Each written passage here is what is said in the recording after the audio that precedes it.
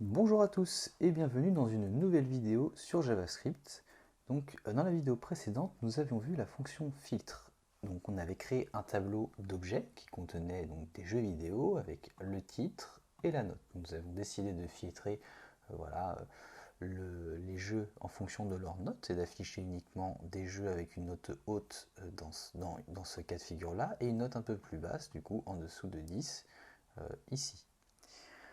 Alors, la fonction que nous allons voir, les deux méthodes que nous allons voir sont les méthodes every et les méthodes sum.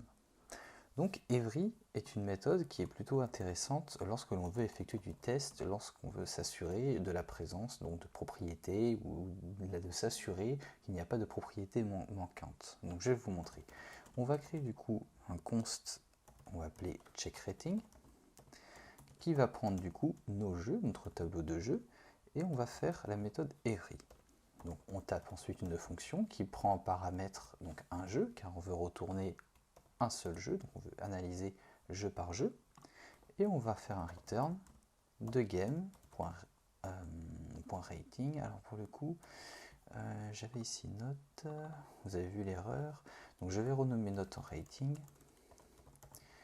Hop, en off j'avais changé un petit peu les paramètres et j'ai oublié de modifier le tableau de jeu ici. Donc voilà, rating, et on va mettre, pour le coup, on va mettre 8.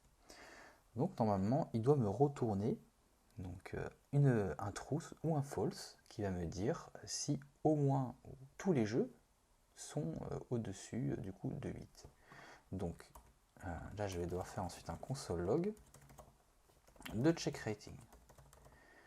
Donc là, je console log et je vois que j'ai false, parce qu'il faut absolument que tous les jeux, pour avoir true, soient au-dessus de 8. Donc là, si je mets 9 et que je mets 10, voilà, je vais avoir true. Mais il suffit que j'ai un jeu qui soit en dessous, et bien je vais directement avoir false. Donc l'avantage de every est également lorsque l'on veut effectuer des tests. C'est-à-dire que si je retire le rating de ce jeu-là, je vais avoir false.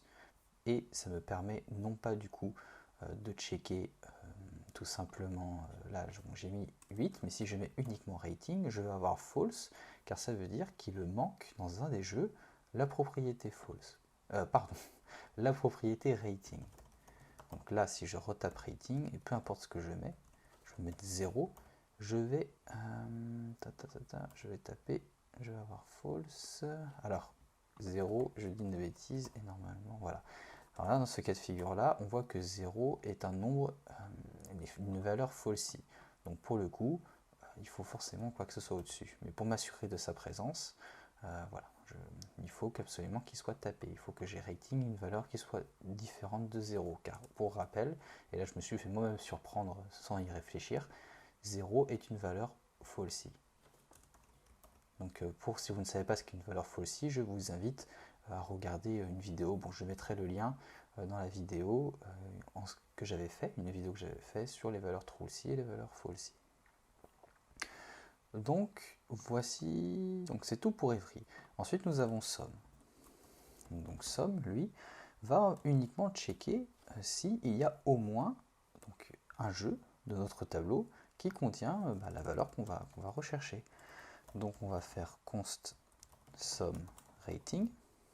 Donc dans le même cas de figure, on tape notre tableau d'objets de jeu qui va prendre une fonction, un paramètre, un jeu, et qui va retourner games rating, et on va faire 8. Voilà. Et je me rends compte, games again. Voilà. Et là, je vais faire un console log de sum rating. Vous noterez que, même si ça ne fait pas partie du tutoriel, j'ai fait une erreur ici. Je dois appeler le paramètre. Bon, je n'ai pas fait console log de rating et short rating, mais je me rends compte maintenant. Voilà. Donc, sum rating ici, voilà. Donc, je vais commenter ce premier console log. Et donc là, je check si il y a au moins un qui est du coup supérieur à 8. Donc dans ce cas de figure là, j'ai Last of Us qui est à 10 et Mass Effect qui est à 9,5. Et il y a également League of Legends qui est à 9. Donc bon, si je mettais 6, 7, là je suis toujours à trou parce qu'il y a encore Last of Us. Et si je passe Last of Us à 7, ou même à 8 pour le coup, eh bien je vais avoir une valeur false. Donc c'est uniquement si l'une des valeurs remplit la condition. Donc voilà, c'est tout pour cette vidéo sur Every et Sob. J'espère qu'elle vous a été instructive.